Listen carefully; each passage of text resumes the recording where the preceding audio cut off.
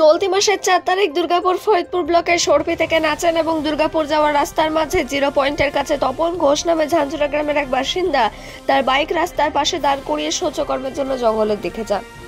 শৌচকর্ম সেরে এসে দেখেন তার বাইক উধাও।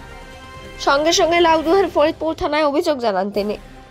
ব্যক্তির কাছে লিখিত অভিযোগ পাওয়ার পরে তৎপর লাউদুহার ফরিদপুর থানার পুলিশ তল্লাশি শুরু করে। চলতি মাসের 5 তারিখ রাতে গ্রেপ্তার হয় দুষ্কৃতী।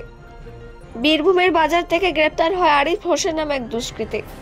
পুলিশ সূত্রে জানা যায় মুর্শিদাবাদের সাহেবনগর শামসেরগঞ্জের বাসিন্দা আরিফ হোসেন। ধৃত দুষ্কৃতীকে দুর্গাপুর মহকুমা আদালতে তোলা হয়। মহামান্য আদালতের কাছে ধৃতকে পুলিশি হেফাজতের আবেদন করা হয়। আদালত ধৃত আসামিকে 3 দিনের পুলিশি হেফাজতের নির্দেশ দেয়।